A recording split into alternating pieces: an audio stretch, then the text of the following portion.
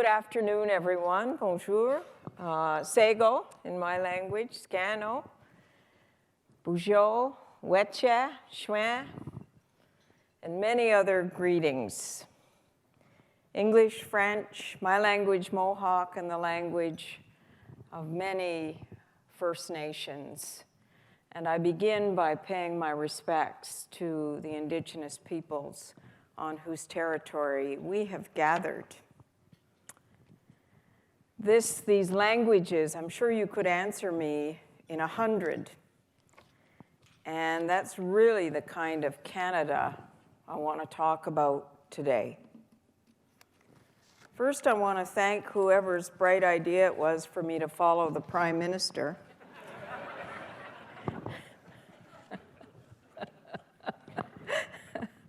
I can think of other places one would want to be, but what a privilege and what an honor, and I thanked him personally for that honor.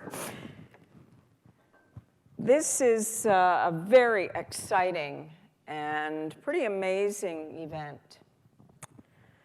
It's really an opportunity for all of you to get revitalized and redirected and recommitted to meet all the challenges that really were talked about this morning in the town hall. This time around, this beginning of the next 150 years, I'm excited about, because we don't have to accept a future shaped from what I would call, and you will find I'm very direct, a rigid mold of settler circumstance and colonial custom. For the next 150 years, we don't have to carry the burden of Canada's evolution of being subjects of a colonial past into its present role of being colonizers in its own right, colonizing Indigenous peoples. We don't have to also be a Canada overburdened by a colonized Indigenous reality which refuses to disappear and just keeps making demands. We individually and collectively have the power, and I believe the strength, to design solutions and to implement them.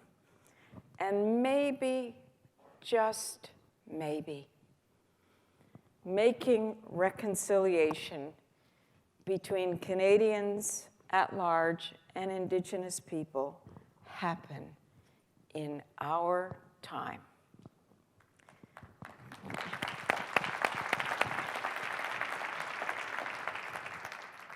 Well, it won't be easy, but this time around, we must become a Canada focused on our future, which realizes what I'm going to name as the original Indigenous dream, a pluralistic Canada,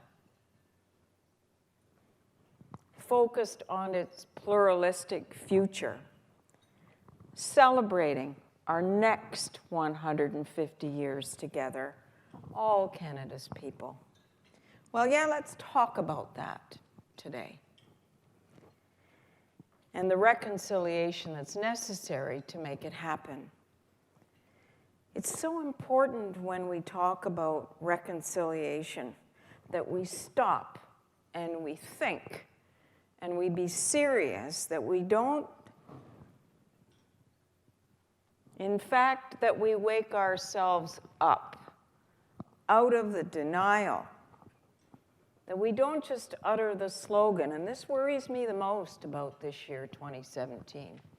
That will kind of be the flavor of the month and the theme of the year. We can't let that happen and just let reconciliation be a slogan and carry on as usual. Reconciliation is not a noun. It is not an event. It's a verb. Claudette Commanda would say reconciliation. It requires constant action, daily maintenance, initiative, perseverance, and a state of mind for all occasions. This conference offers all of you a wonderful opportunity to talk about these things. What does it mean? You've got an ambitious and courageous agenda, congratulations, with some terrific speakers. And what a vital role you have as universities, as educators, in changing things for the future. How far we have already come. Universities Canada, AUCC in those days, in 2010, we had the honor of co-hosting a summit on what do we need to do together to change the picture of Indigenous people in universities. And you have come a distance since then. Congratulations. Many of you are leading the way. Marie Sinclair said, education's what got us into this mess. It's education that's going to get us out. And I think that is so true.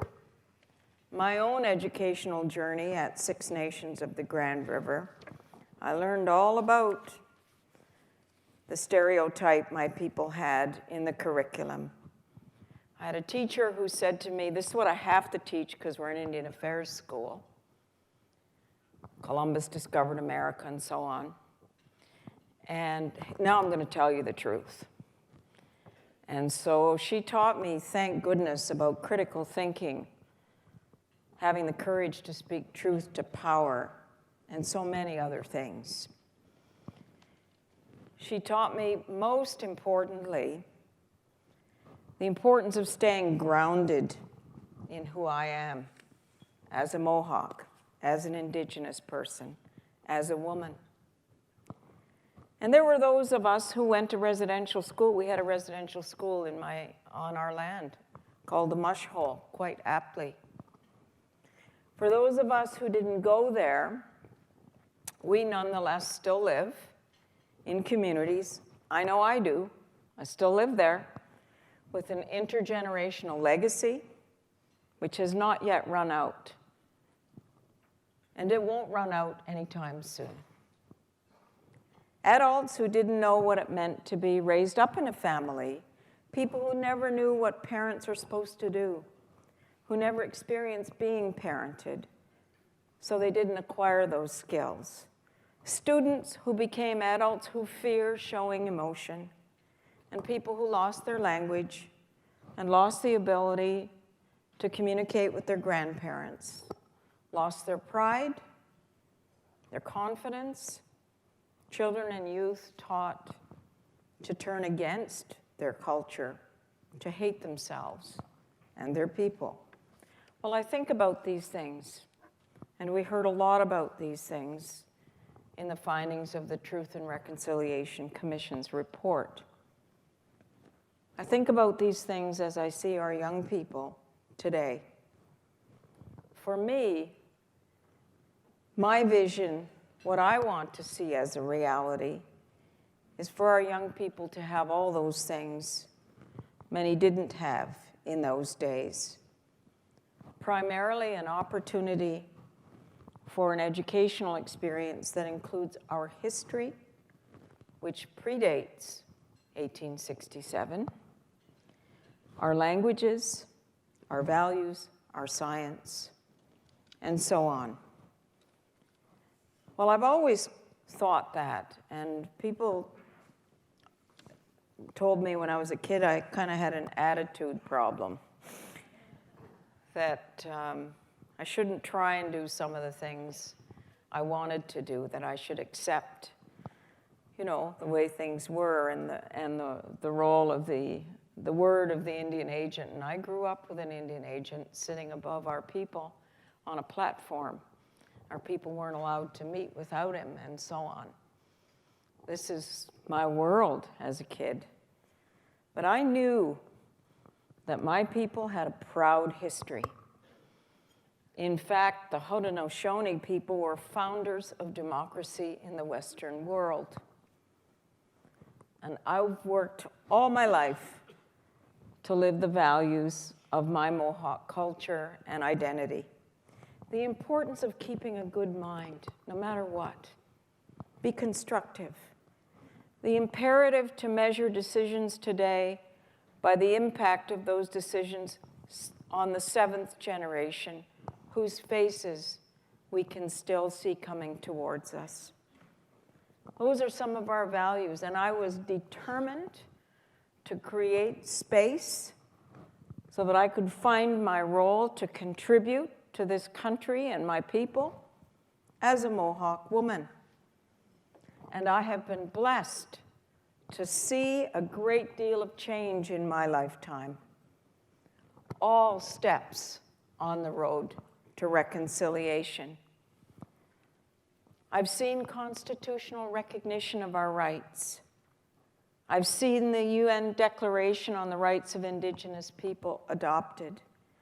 And I've seen the Truth and Reconciliation Commission's 94 calls to action.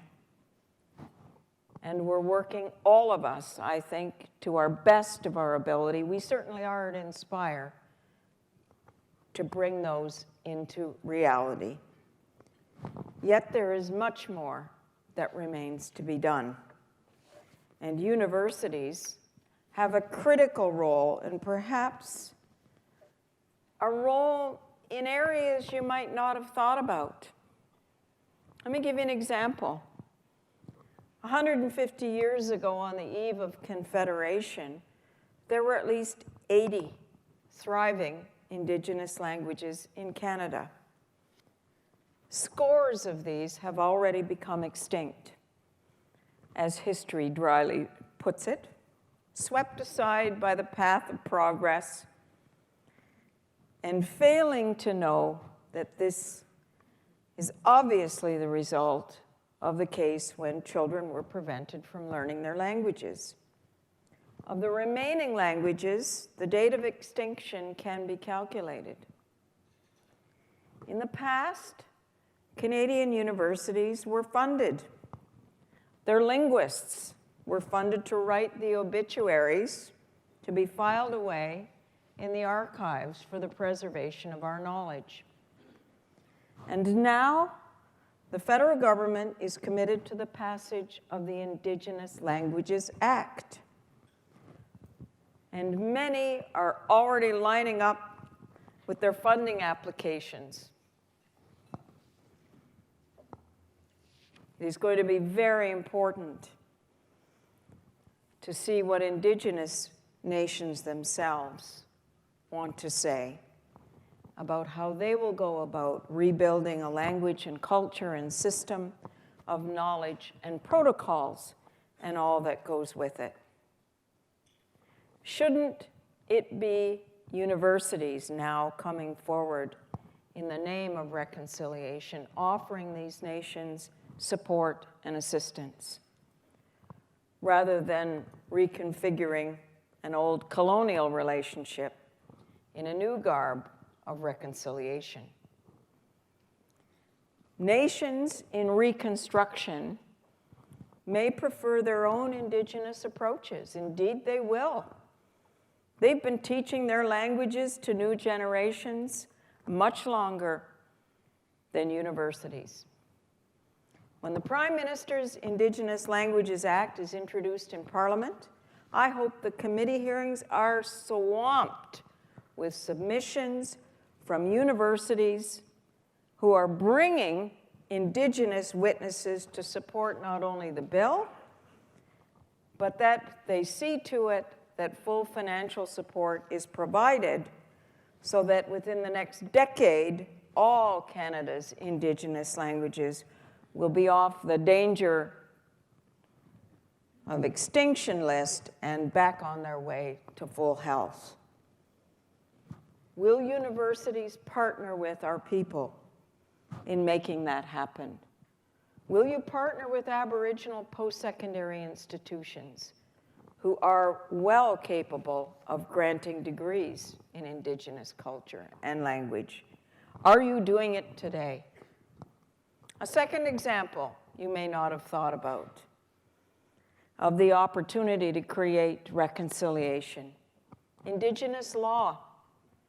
For much of my life, I've been very interested in the contribution Indigenous ways of dispute resolution might contribute to alternatives available in Canada.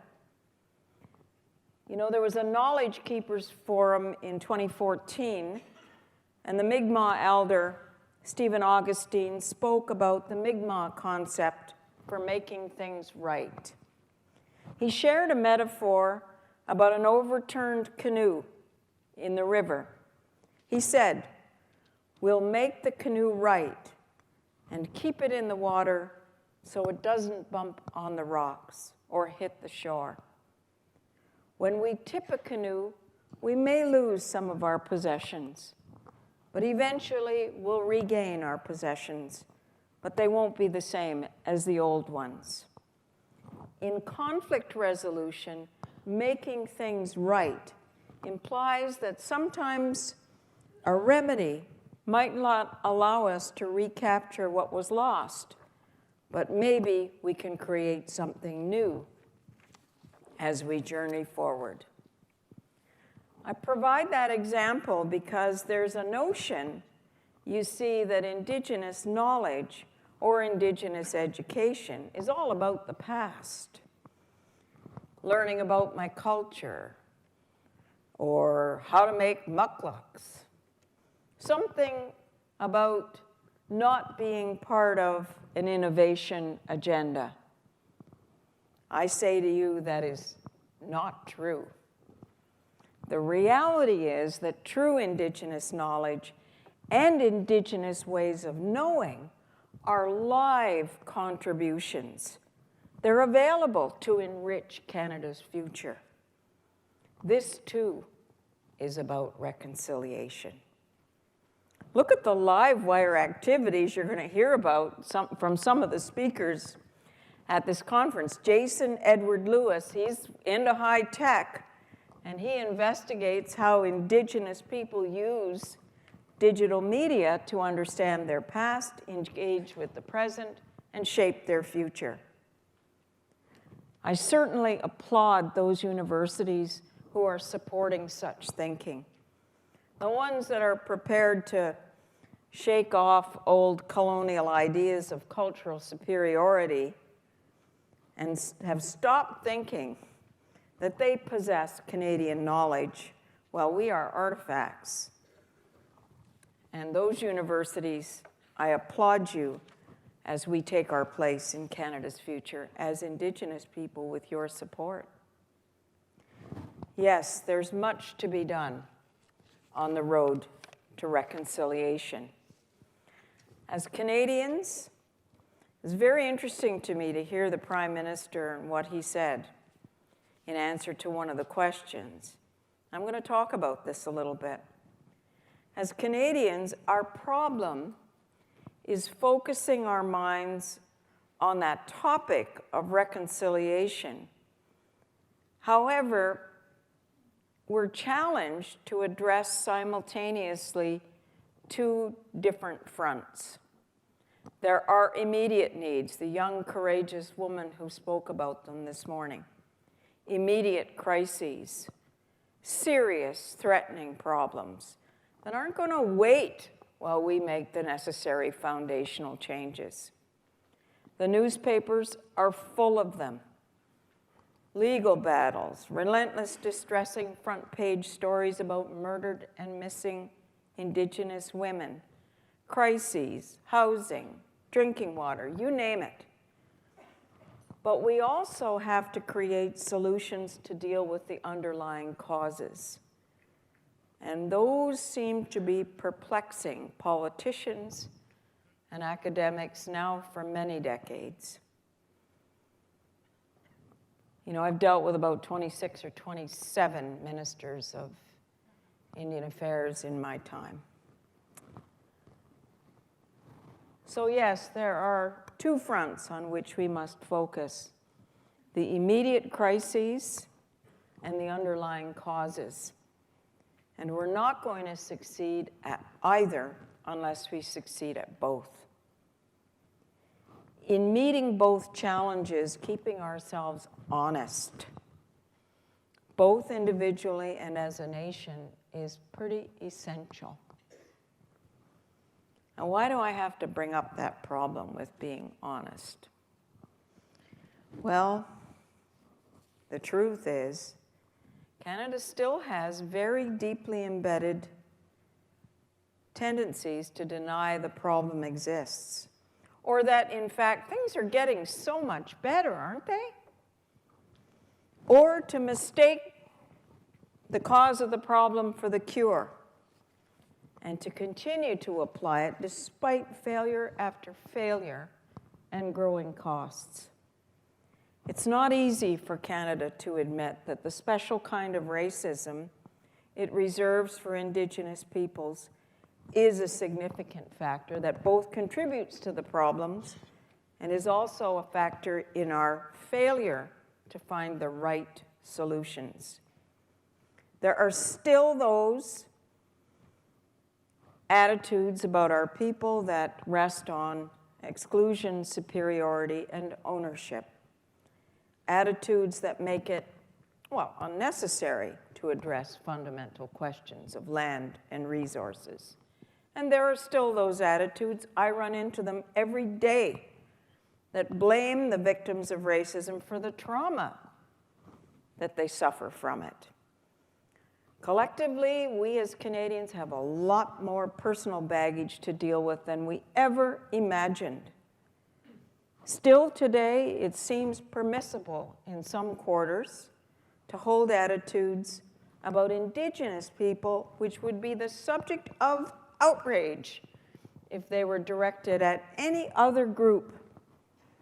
It's quite permissible for us to be the subject of a vile, virulent, sort of a, well, that's the way they are kind of attitude.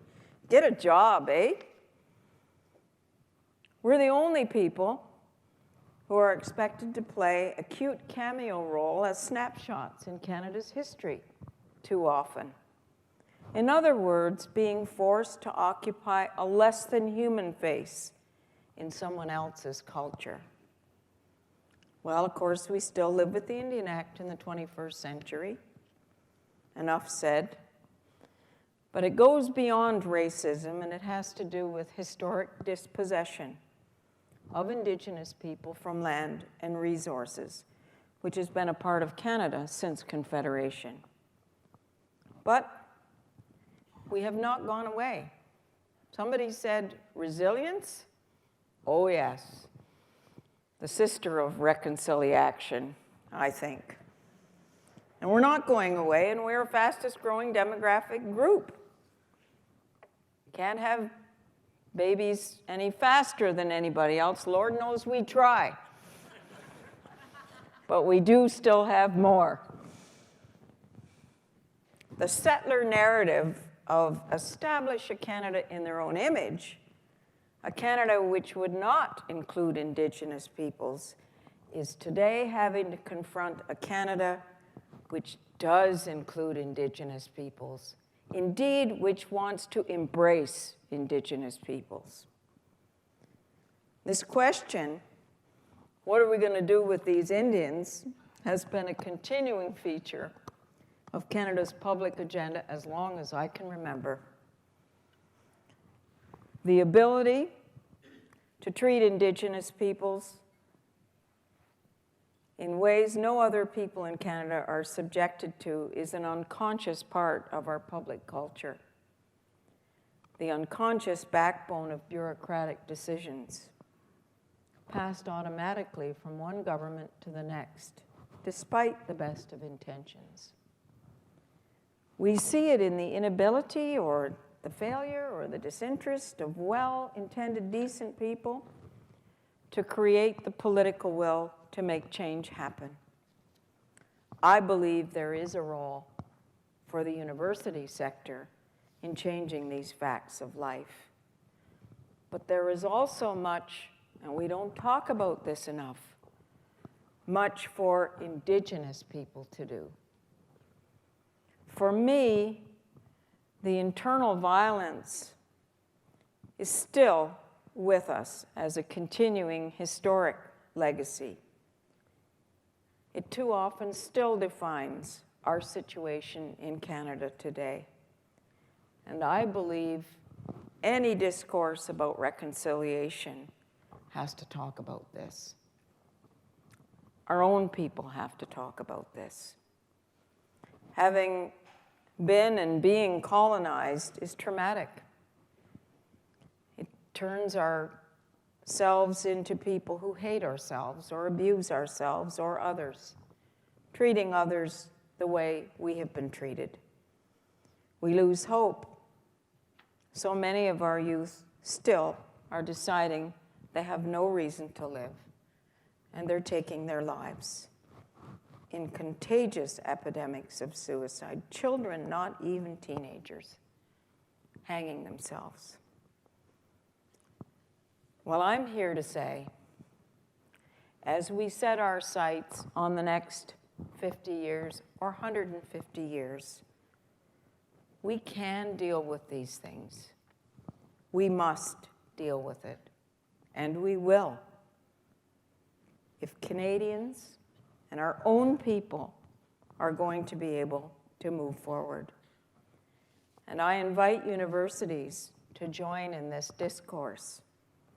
No advanced planning required. Why? I think it's obvious. This is a country we can build together, and we should and we must. I am one of those who focus, I acknowledge our history, the challenges we're left with, but I'm about, let's see what we can build together for the future. Our young people have incredible potential. And when they realize that they're in a society that offers them a strong, affirming sense of their identity, and that's what's missing.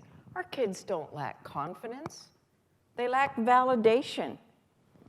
They need to see themselves in society, in books, on TV, at the front of the classroom, at the head of the university, in the boardroom table.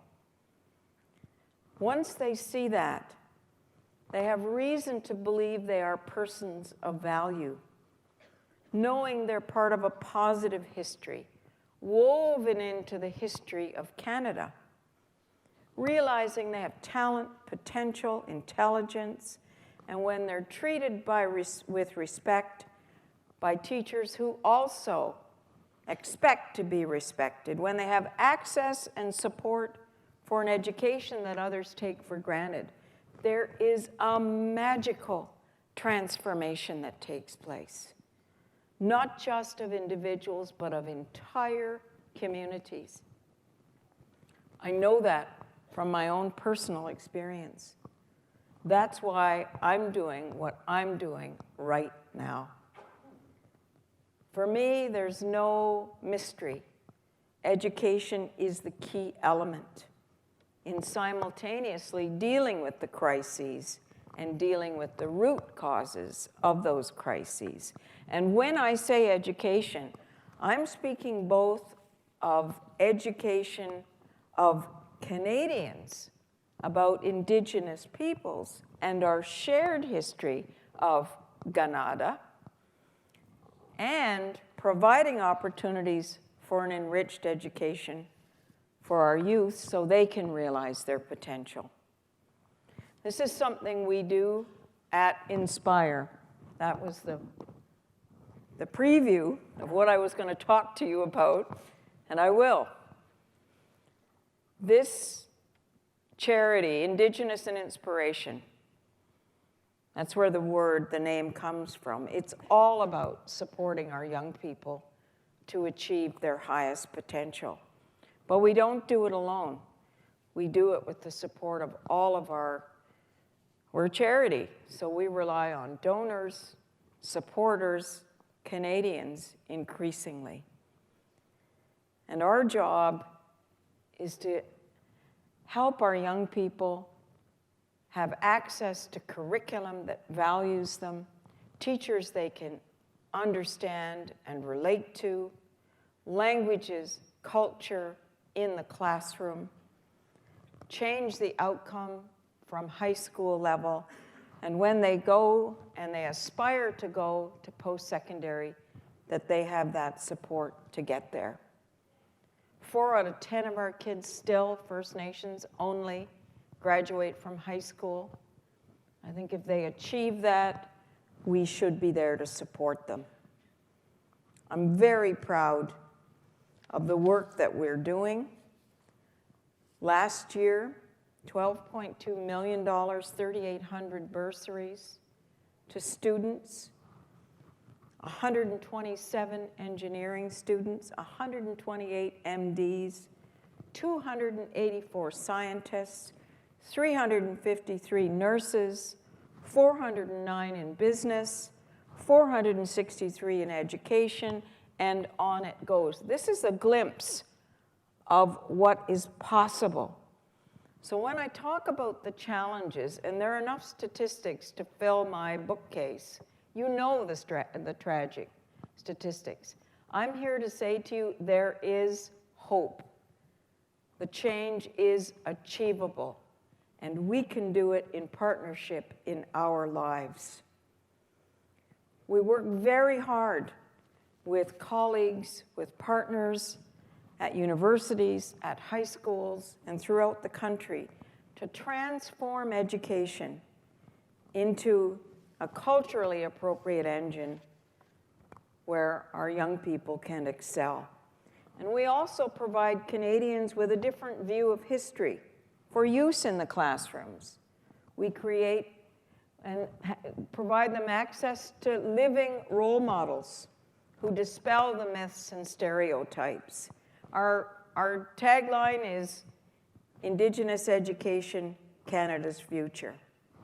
And we know that every successful student is a change agent, and they will change their families, their communities, their region, and this country.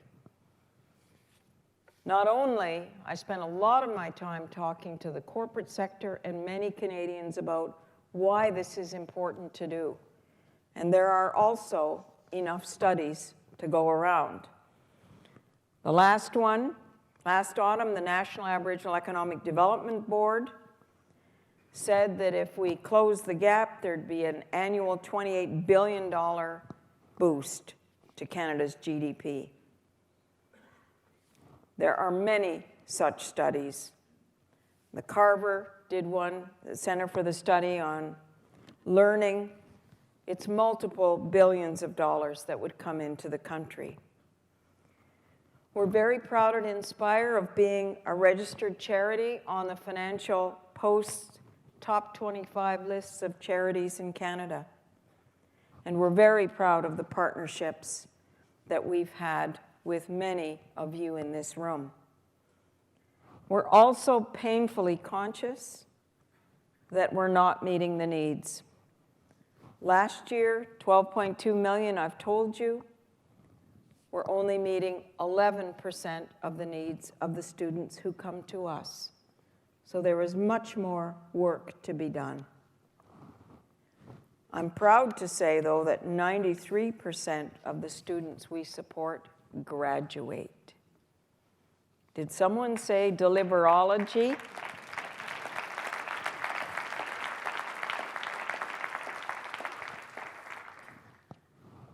The Truth and Reconciliation Commission, one of its main themes was education.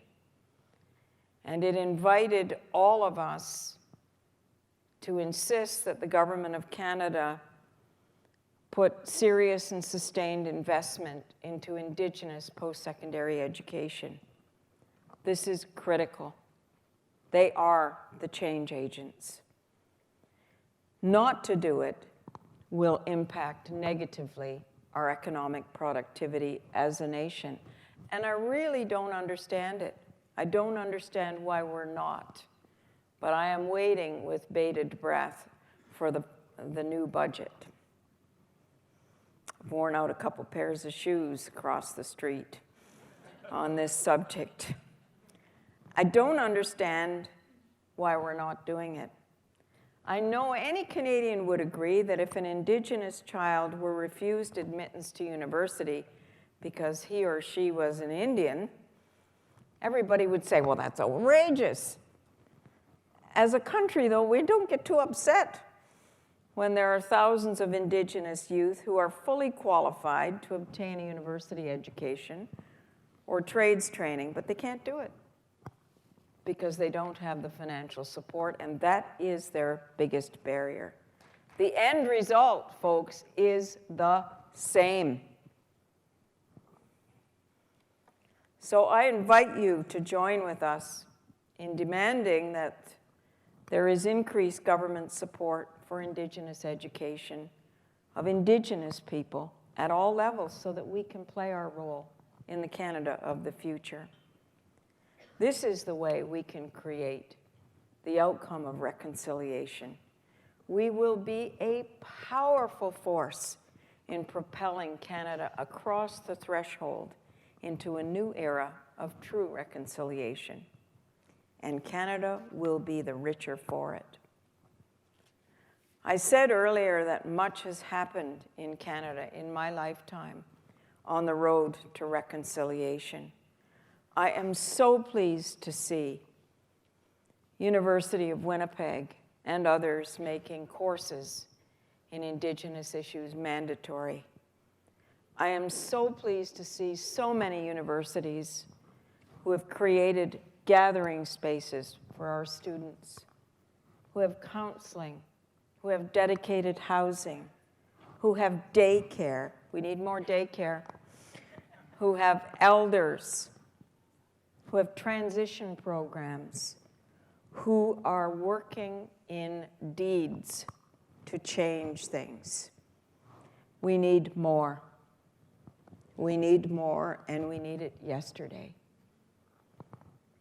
So I encourage you, and I challenge you at the same time.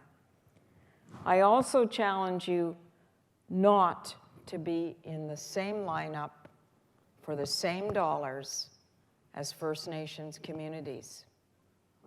I have many I've spoken to over the years who want to create a center or who want to do this or who want to do that, but they're sitting outside the door of the Minister of Indigenous Affairs beside chiefs and leaders who don't have potable water. That's what not to do.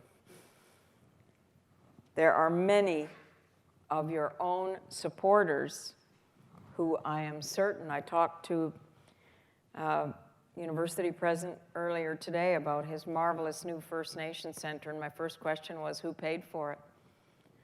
The best possible answer, a donor and the university itself. It took 15 years, but they did it.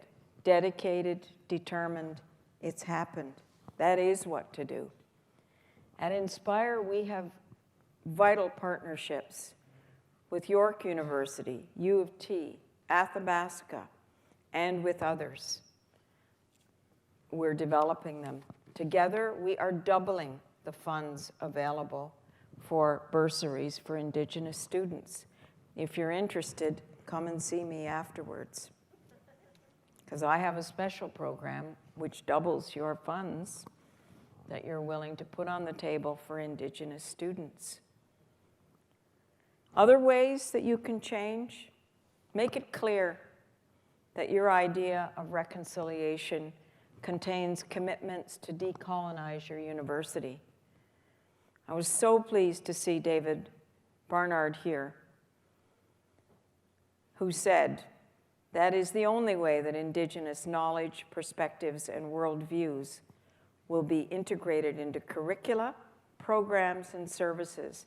The only way there will be consciousness raising and provision of relevant training for those teaching and interacting with students. He said also, real change will occur not only within the institution, but within the many areas of society that we reach. Let's not forget that brave, heroic leadership took place in 2011. Wow.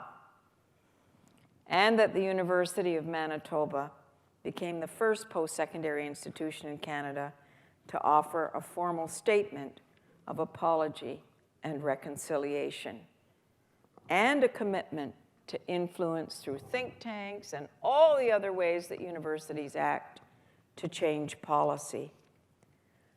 I urge everyone here to reread Dr. Barnard's commitment and evaluate your own commitment and redouble your efforts. Just last month, I was thrilled to see January, U of T committee released a 125-page report with 34 recommendations in response to the 2015 call to action by the Truth and Reconciliation Commission. That's reconciliation with resonance. These are all good beginnings. But I want to suggest a reconciliation that is within our grasps, a true reconciliation that is worthy of a Canada in 2017 and 2067. Remember,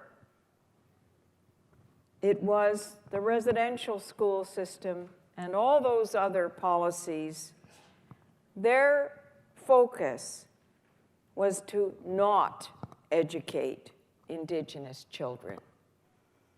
It was to transform Indigenous children into non-Indigenous children. Education has been used in this country to make us disappear. It's a double-edged sword. It can be.